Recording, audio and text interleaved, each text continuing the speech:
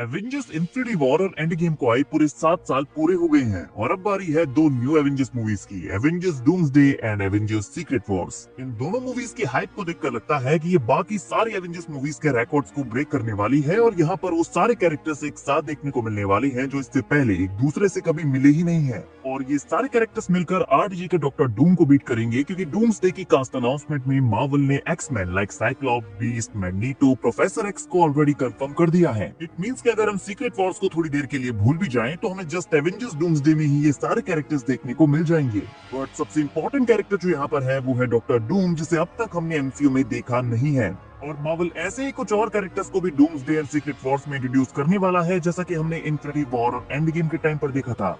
ऐसे कैरेक्टर्स जिन्हें हमने पहले MCU में कभी नहीं देखा है। और आज हम बात करने वाले हैं इसी अपडेट के बारे में, जिसे शेयर किया है reliable industry insider cryptic HD quality ने, और वो पास्ट में भी अपने इन्फॉर्मेशन को लेकर काफी एक्यूरेट रही हैं। तो Avengers Doomsday and secret Wars को लेकर उन्होंने एक न्यू अपडेट शेयर की है, जहां उन्होंने कहा है कि मैंने सुना है कि वो ऐसे हीरोज एंड विलन्स को इंट्रोड्यूस करने वाले हैं जिन्हें हमने पहले MCU में कभी नहीं देखा है, और इस सागा के एंड के बाद आप उन्हें दोबारा बिग स्क्रीन पर कभी नहीं देखेंगे। और उन्होंने यहाँ पर क्लियर करते हुए ये भी लिखा है कि जब मैं ये कह रहा हूँ कि ये पहले कभी नहीं दिखाए गए, तो मेरा मतलब ये है कि ये कैरेक्टर्स ऑलरेडी एग्जिस्ट करते हैं, लेकिन पहले हमें वो स्क्रीन पर कभी देखने को नहीं मिले। तो उनका मतलब है कि मार्वल के ऐसे कई सारे कैरेक्टर्स हैं जो ऑलरेडी MCU में है, बट हम उन्हें पहली बार यहाँ पर देखेंगे। एंड गाइस, अगर हम बात करें इन्फिनिटी वॉर और एंड गेम की, तो मार्वल स्टूडियोज एंड रूसोस ने वहां पर भी ऐसा किया था, बट बड़ी ही सेंसिबल तरीके से। उन्होंने ओनली ऐसे कैरेक्टर्स को इंक्लूड किया था जो स्टोरी के क्रूशियल पार्ट्स के लिए इंपॉर्टेंट थे। थैनोस को उसके ब्लैक ऑर्डर की टीम दी गई थी ताकि वो एवेंजर्स से लड़ सके। जहां थैनोस नहीं पहुंच पाया, वहां ब्लैक ऑर्डर ने अपना काम किया।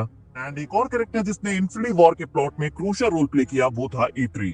जब थॉर को स्टॉर्म ब्रेकर की जरूरत थी तो उसने थॉर के लिए इसे फॉर्ज किया। बट वॉरमीर पर, जहां पर वो किसी भी कैरेक्टर को पुट कर सकते थे, किसी सेलेस्टियल को सोल स्टोन का गार्डियन बना सकते थे, बट उन्होंने रेड स्कल की स्टोरी लाइन को एंड करने का रास्ता चूज किया।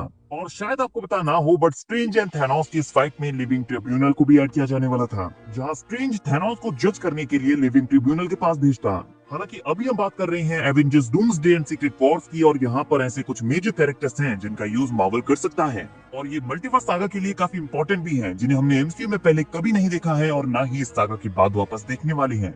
जिनमें सबसे पहला नाम जो माइंड में आता है वो है बियॉन्डर। और रिसेंटली रूसोस ने खुद कहा है कि वो 1980s के सीक्रेट वॉर्स के रन के टाइम पर बड़े हुए हैं, और हम साथ में 2015 के जोनाथन हिकमैन की सीक्रेट वॉर से भी इंस्पायर्ड हैं।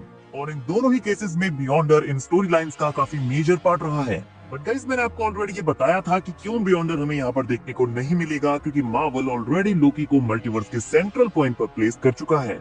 और कॉमिक्स में डॉक्टर डूम को बियॉन्डर्स की पावर चाहिए होती है ताकि वो गॉड एम्परर डूम बन सके, जहां पर वो उनकी पावर्स को स्टील करके मल्टीवर्स को बैटल वर्ल्ड में टर्न कर देता है। और MCU में वो ऐसा लोकी की पावर्स को लेकर कर सकता है जो कि मल्टीवर्स के सेंटर पर सारी टाइमलाइंस को होल्ड किए हुए हैं। तो यहाँ पर बियॉन्डर्स को स्टोरी में इंक्लूड करना थोड़ा सा मुश्किल है। हालांकि 1980s एंड 2015 के सीक्रेट वॉर्स में उनका स्टोरी में काफी बड़ा रोल रहा है।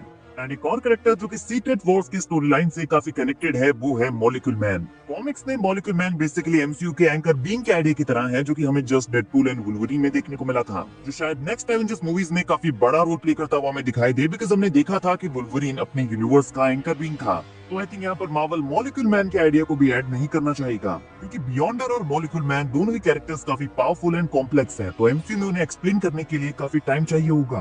और मार्वल ऐसा नहीं करना चाहेगा, बिकॉज जो चीजें वो ऑलरेडी सेट कर चुके हैं वो उसी के साथ आगे जाना पसंद करेंगे। बियॉन्डर को रिप्लेस कर दिया जाएगा लोकी से, और मॉलिक्यूल मैन को ऐड करने की जगह एंकर बीइंग हर एक यूनिवर्स का सुपर हीरो है। नाउ अब आते हैं वो कैरेक्टर्स जिन्हें यहाँ पर ऐड करना बहुत ईजी है, लाइक बेटा रेबिल। गाइस, बेटा रेबिल का स्टैचू हमने थॉर रैग्नारॉक में चैंपियंस टावर के ऊपर देखा था, तो वो MCU में एग्जिस्ट तो करता है। एंड गाइस, कॉमिक्स में जब डॉक्टर डूम बैटल वर्ल्ड का क्रिएशन करता है तो उसकी थॉर कॉर्प्स की आर्मी होती है, जिसमें थॉर के मल्टीवर्सल वेरिएंट्स होते हैं। सो मे बी यहाँ पर बेटा रेबिल भी उनमें से एक हो सकता है।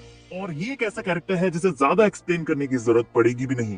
एंड आई नो, जैसा कि रूसोस ने इन्फिनिटी वॉर में किया था, यहाँ पर भी ऐसा करने वाले हैं। ऐसे कैरेक्टर्स को ऐड किया जाएगा जो कि इन मूवीज में पहली और आखिरी बार देखने को मिलेंगे, लेकिन मूवी के प्लॉट में वो एक क्रूशियल रोल प्ले करेंगे। एंड ऑब्वियसली मल्टीवर्स सागा है, किसी भी कैरेक्टर को यहाँ पर ऐड किया जा सकता है, लेकिन रूसोस बड़े ही वाइज तरीके से उन्हें यहाँ पर ऐड करेंगे, बिकॉज मूवी का हर एक सेकंड बहुत ही ज्यादा इंपॉर्टेंट है। नाउ गाइस, आप बताइए वो कौन से MCU कैरेक्टर्स हो सकते हैं जो कि पहली और आखिरी बार हमें इन मूवीज में देखने को मिलेंगे, लेकिन प्लॉट में उनका बहुत ही इंपॉर्टेंट रोल होगा। क्या बियॉन्डर और मॉलिक्यूल मैन को ऐड करने की कोई पॉसिबिलिटी है? वीडियो अगर अच्छी लगी हो तो वीडियो को लाइक और चैनल को सब्सक्राइब करना ना भूलें, बिकॉज ऐसी अमेजिंग वीडियोस हम डेली लाते रहते हैं।